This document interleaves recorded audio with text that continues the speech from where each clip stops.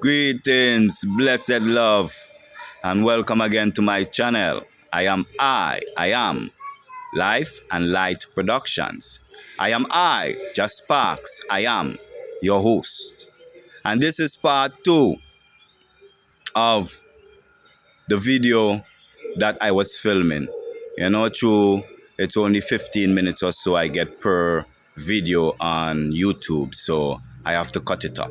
So in the last video, I was speaking about the commandments and how we must read the commandments from the point of view that Moses was giving it to the people, or how Moses was given and how he was giving it to the people, that they must receive it to themselves. And I ended on the first commandment, which is, I am the Lord thy God, which brought thee out of the land of Egypt, out of the house of bondage.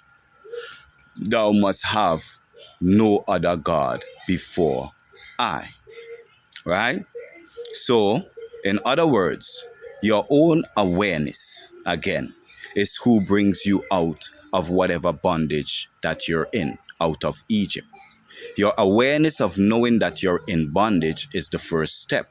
And now you have to move forward to remove yourself from that bondage. And it takes just a thought, Because once you are aware in actuality of the bondage, you have already removed the bondage. You're only in bondage of things that you're not aware of, So it says there that your own awareness is God. And you must have no other gods before yourself, which is your own awareness. You must not make to yourself any molten images of anything that is in the heaven above, or that is in the earth beneath, or that is in the water beneath the earth. Thou shalt not bow down thyself to them, nor worship them. Before I, which is your awareness, the Lord thy God, is a jealous God, visiting the iniquities of the fathers upon the children to the third and fourth generation of those that hate I, but showing mercy to thousands of those that love and keep his commandments. So this is the first commandment given to us, that we must see our own awareness as God. For outside of your awareness, nothing exists. You see, because by definition, existence means all that exists. And if you are aware of as existence, of existing, you are all that exists. You see it? And in doing so,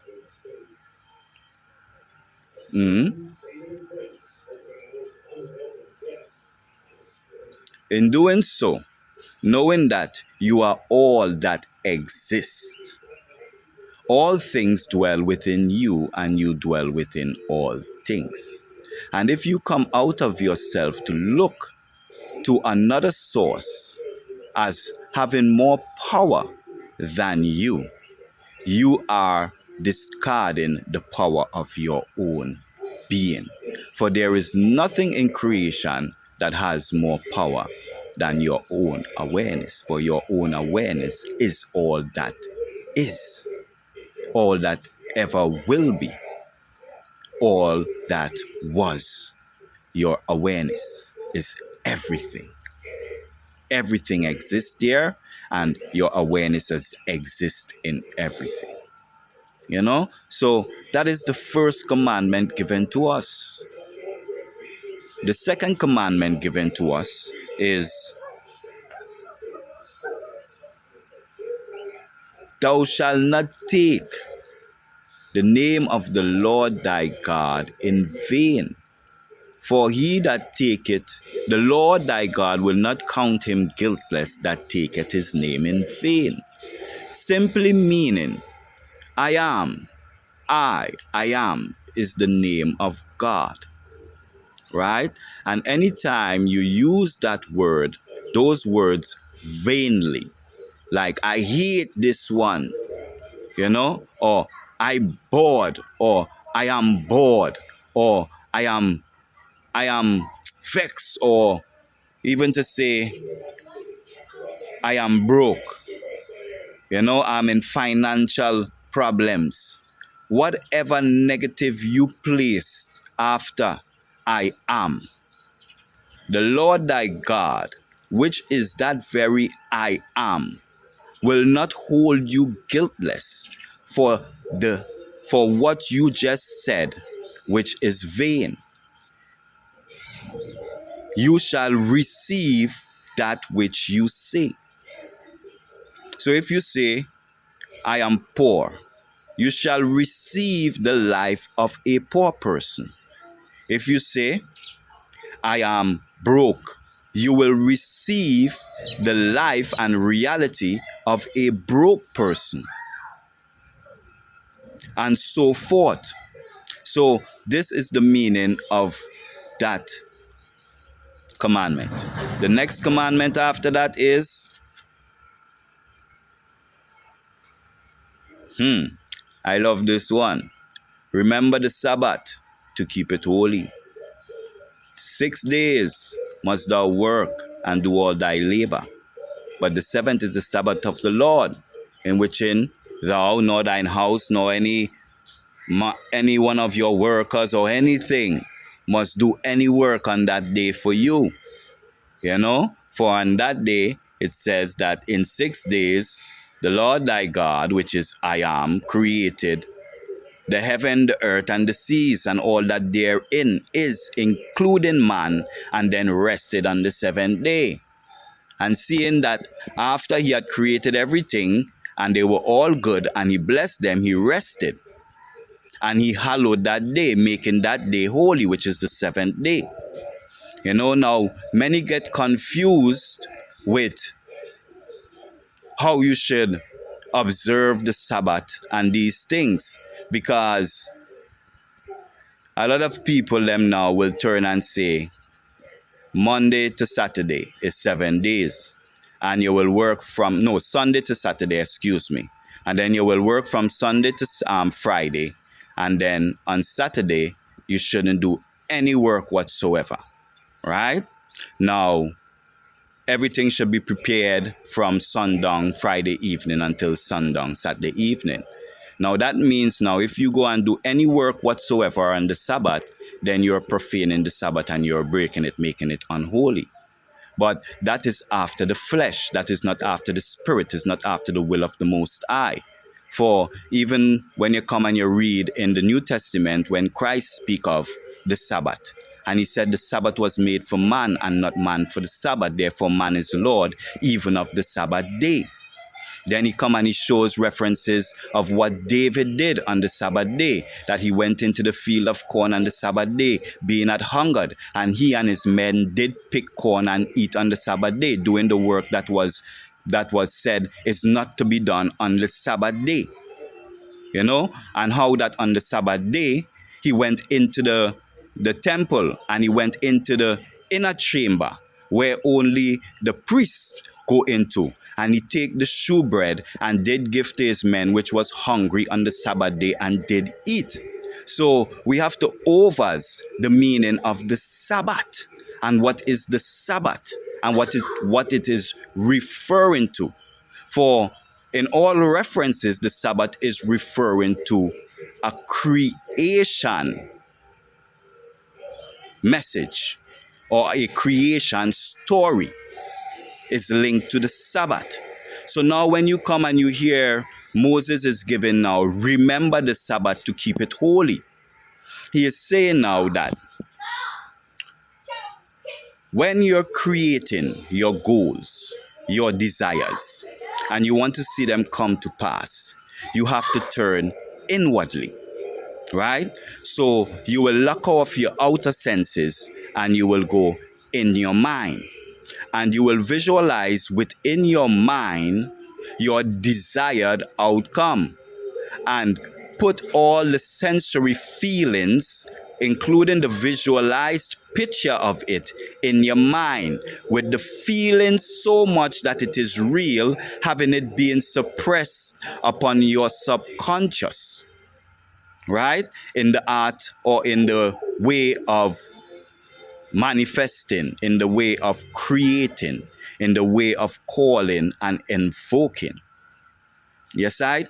So what they say now is that when you look into your mind and you create that visual picture and you give to it all the sensory effects that the outer world have, and you come out of that vision, you enter your Sabbath. That's why they say, remember the Sabbath. You have to enter a state of seeing everything perfect and done. And when you see everything that you desired in your mind perfect and done in your mind, when you open your eyes into the world, into reality, you must hold the Sabbath of knowing that that which you see in your mind, perfect and whole, shall materialize in your reality in a matter of time. And it is important to hold the Sabbath to bring that to pass. If you do not hold the Sabbath, which in you let go of your desire for the thing, you stop working for it, you stop visualizing, you stop, you stop thinking and, and in your mind about it, you let it go as if you had it already. For if you have anything or you receive anything you desire, you won't have the desire for it anymore. You will have it. So your viewpoint of it will be in a different way. Now you will be looking at it in a way of what you can use it for and do with it. So in your moment of entering your Sabbath, that is how you must view your desired reality, and it will come to pass. The next commandment is,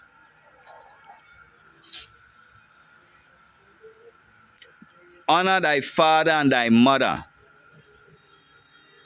that thy days may be long upon the land which the Lord thy God gave thee. Now, the Lord thy God, as we have, already made, clarification, is I am, which is your own divine awareness. Now, your own divine awareness gave you a father and a mother, of which it shall channel and come through, which is your father and mother. And he's saying that you must honor these two people, for out of them is the land, the body, of which your awareness gave you to enter and live in this world. You see it? And by dishonoring them, you dishonor yourself, which is your body, which is two of them put together. All right? I see the time coming up, so I want to move a little bit quickly. The next commandment after that is, thou shalt not kill. For whatever you kill, even the thought of killing within you, creates that mirror effect in your reality. And you might end up getting killed too. Next one, thou shalt not commit adultery. Same thing. Whatever you do to others, it shall be done to you. And it shall be done increasingly to you. You see it? The next one is, thou shalt not steal. Likewise, you steal from someone, people will steal from you. But even if you have thoughts of stealing, will cause others to have thoughts of stealing from you. All right? And the last commandment, thou shalt not covet. Nothing from thy neighbor or anything like that. Meaning, do not sit down there and envy and jealous them over the things they have. Because when you envy and you jealous somebody, you're being evil and wicked. Now, what does it mean to be envious and jealous? When you sit down and you think about someone, say you think about one of them big superstar, and you see all the things they have, and you sit down and you say, boy, I love have things like that, like them, That's being envious and jealous. That's simple thought, because that thought is not of you experiencing it, but someone experiencing it, and you looking at them desiring to experience it too. Moreover, you should look at it as you are experiencing it. Feel all the sensory effects of it, and then you will experience that same experience in your reality.